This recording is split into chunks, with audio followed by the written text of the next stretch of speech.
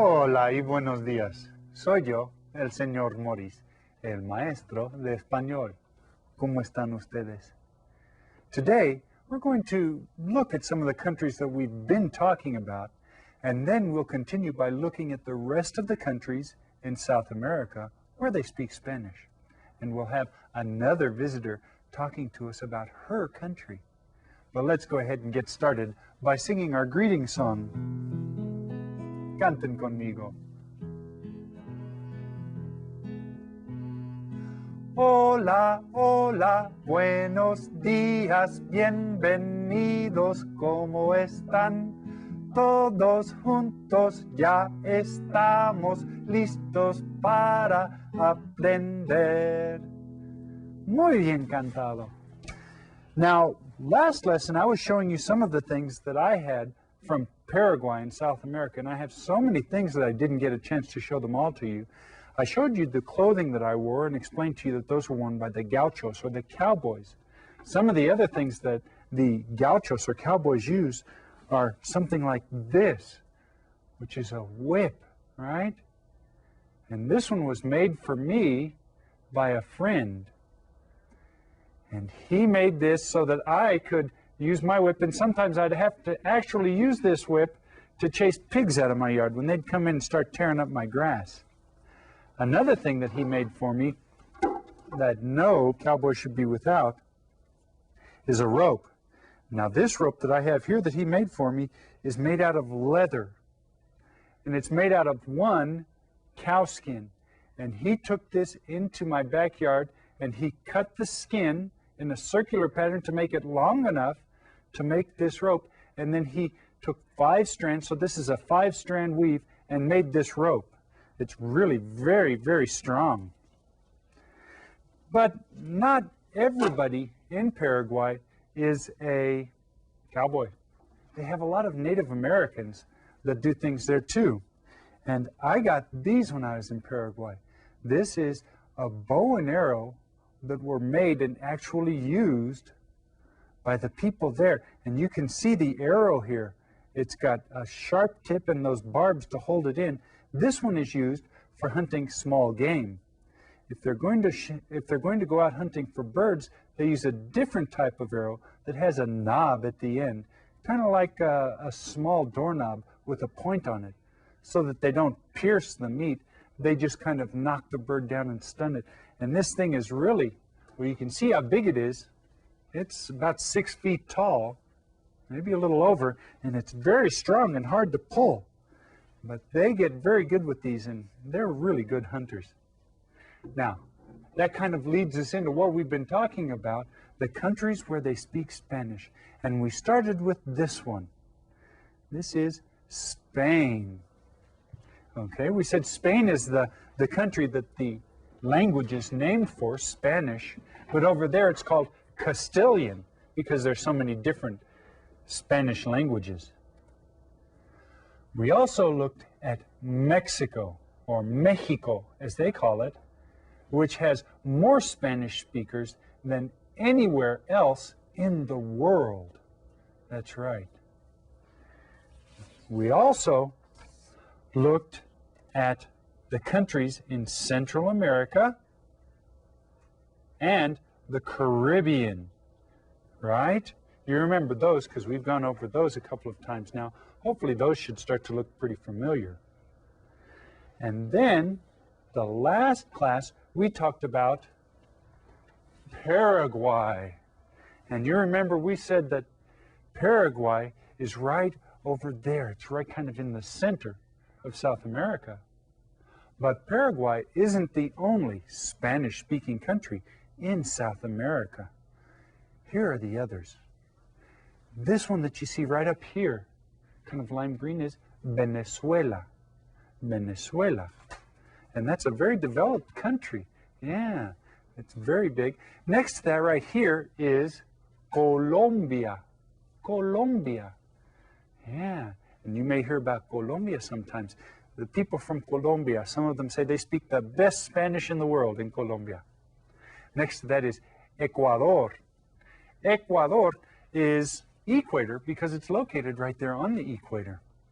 South of that is Peru. Peru. Okay, and you may have heard about that. We're going to talk about that again in a little while. Now, right here next to Paraguay is Bolivia. And Bolivia, like Paraguay, is a landlocked country. You see, they don't have any oceans that they have access to.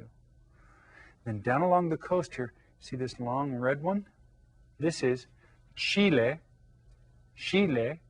Right, sounds kind of like the food, right? Yeah. Over here, the big purple one is Argentina. Argentina. Okay? And finally, the last one, this little red one right down here, is Uruguay. Uruguay. Now, these other countries, Brazil, we have the Guineas up here and a couple of others, they speak Dutch or English or, in the case of Brazil, Portuguese. So we're just going to focus on these countries here where they speak Spanish. There's a great deal of variety in the geography of South America and some really cool stories about the history of the countries and the people there. Well, in Mexico and Central America, there were the Aztecs and Mayas. In South America, the ruling people for centuries were the Incas. You know, there's too much history and too many tales to tell all in one class, so I thought I would tell you about one special place in South America called Machu Picchu. Located in the mountains of Peru, Machu Picchu is an ancient Inca town. It is set high on a peak between steep mountains. It's one of the most famous archaeological monuments in the world. The abandoned site was covered with dense vegetation and remained essentially unknown until its discovery by American archaeologist Hiram Bingham in 1911. Machu Picchu is best known for its architecture, which combines fine stone buildings with extensive agricultural terraces, creating the appearance of a settlement literally carved out of the mountainside. The style of its buildings and pottery, as well as its careful planning, suggests that the town was built under the supervision of the Inca state, which was centered at Cusco. Perhaps the most famous feature of the site is a carved natural stone known as the Intihuatanan, or the Sunstone. Every year, on the shortest day of the year, in the winter, the leader of all the people, who was the only one who was called Inca, would ceremoniously throw a rope around the sun and tie it down to the sunstone. And every year after the ceremony, the days would start getting longer again. Now, the actual function of Machu Picchu is not fully understood. Since it was unknown to the early Spanish invaders, their documents don't even talk about it.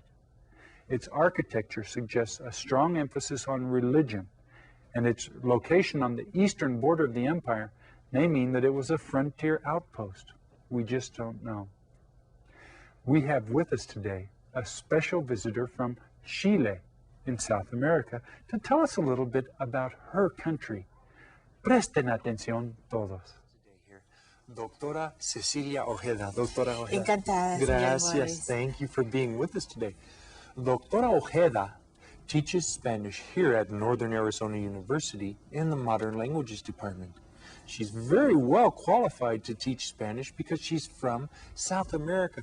Doctora Ojeda, could you please tell us what part of South America are you from? I am from Chile. The country of Chile, which is located along the western coast of Chile there. Here, we can see it, that's it. It's long and thin. As a matter of fact, if you think of a chili, you can kind of see that. Now, what city are you from in Chile? I am from the city of Valparaiso, which is the main port in Chile. And that's right along the coast, kind of right near the center of the country, isn't it? Yes. Oh, okay. Yes. Now, during this unit of study, we've been talking about family and family members. Could you please tell us how many people are there in your family? Well, there's my mom and dad and one brother. It's just 4 of us. 4 of you. And is that unusual or is that pretty much normal? Well, it depends. It's average if the family lives in a large city. If people live in the country, then the families tend to be larger. But I would say it's average for people that live in a big city. I think that's kind of similar here to the United States, perhaps. Some Yes. people living in the rural areas have larger families. Yes. Yeah. We've had a lot of visitors from different Spanish-speaking countries in the world, and they've told us that their Spanish is always a little bit different from Spanish in other countries. Is the Spanish that's spoken in Chile different from Spanish in other countries? Well, in average it's the same basically, but we do use different words for some food items, means of transportation, and such. Yes. Like, what are some examples? What are some of the food or transportation? Well, for the means of transportation, the word for bus is micro in Chile, and in Mexico is camión, and Puerto Rico is guagua, and for us, guagua means baby. Yeah. It sounds kind of like a baby crying. Wah, wah. Yes. Yeah. How about some of the food items that you... Well, we have, for example, the beans, which in Mexico are called frijoles. We call them porotos. And the corn in Mexico is called elote. And the corn in Chile, we call it choclo. So there are some differences. Now, speaking about food, a lot of people think that everyone who speaks Spanish eats hot, spicy food. Is that true of Chile, the country? Well, we have chiles, but we call them ají. And we don't use them as much. Our food is not as spicy as the food that people in Mexico eat, for example. What are some of the common dishes, or what are some of the favorite foods in Chile? Well, we have something called cazuela, which is made with chicken and rice, and it's in the form of a soup, and it's not really spicy. And then we have empanadas, which are like turnovers, which are filled with meat and olives, and those are not spicy either. Oh, that sounds good. Yeah. Now, I know that in the northern part of Chile, there's a very famous desert. Could you tell us a little bit about that? Yes, El Desierto de Atacama, which is very dry, very rocky, different from the Sonora Desert, and much drier than the Sonora Desert. Right, I've heard it's one of the driest places on Earth. Yes, no vegetation. Now, another interesting thing about Chile in relationship to the United States is right now here in the United States, we're in winter. It's cold, there's snow. What about in Chile? It's summertime. People have to have their air condition on. Is that It's very, very warm. Our winter happens in June, July, and August. Wow. So it's the because they're on the opposite. other side of the equator, they have the opposite season. Well, thank you for being with us. We're working with young students here. If there's something that you could say to the students, Sure. to our students just before we go, could you go ahead and say something to the students right there? Okay. Hola, estudiantes. Keep on practicing that Spanish, and maybe someday you can visit Chile, the Atacama Desert, and taste those empanadas. Doctora Ojeda, muchas Gracias a gracias. usted, señor Morris. Yeah. Muy bien. You know, it's so nice of all of these people to come in and talk about their countries. They all have such fascinating things to tell us. The Atacama Desert in Chile, they've never measured any rain there at all. Cool, huh? If you'd like to continue to learn more about some of the places that we've been talking about, like there's a couple of books here that I'd like to show you today on Peru. These are from Crabtree Press. This is Peru, the land, and Peru, the people and culture.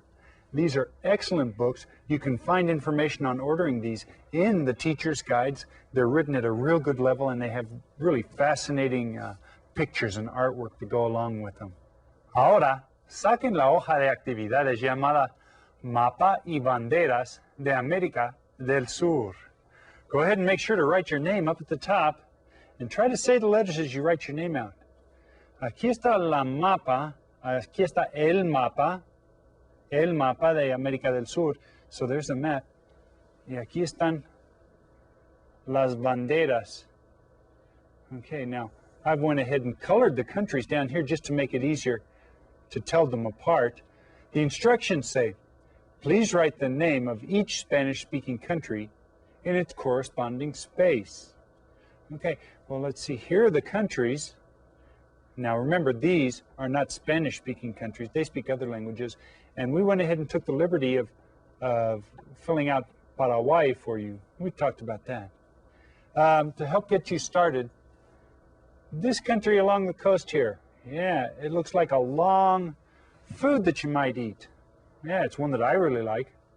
What is that called? Yeah, it's a chile, right? Let me go ahead and help you by filling that out. Che-I-L-E.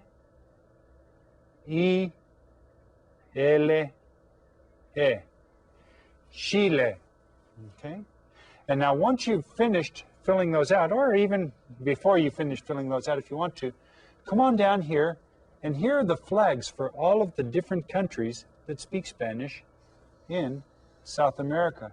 See if you can find a reference book that you can refer to find out how to color all of those. Okay? Well, today we looked at the rest of the Spanish-speaking countries in South America, and we had another visitor from a Spanish-speaking country. Next class, we're going to look at one final country where many, many people speak Spanish, although Spanish is not the official language there. Do you think you can guess what country it is? We'll see. For our goodbye song today, let's sing El Rancho Grande. And I want everyone to sing Yeehaw with me on this one when we come to the right part.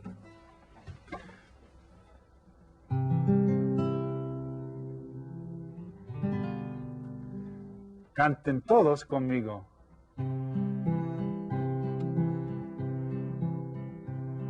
Allá en el rancho grande, allá donde vivía, nace ¡ajá! Había una rancherita que alegre me decía, que alegre me decía. ¡Ajá! Te voy a hacer tus calzones como los que usa ranchero. Te los comienzo de lana, te los acabo de cuero. Good job, guys. Now remember, keep going over those family members and the Spanish-speaking countries, and we'll see you next class. Until then, adios y hasta luego. ¡Ajá!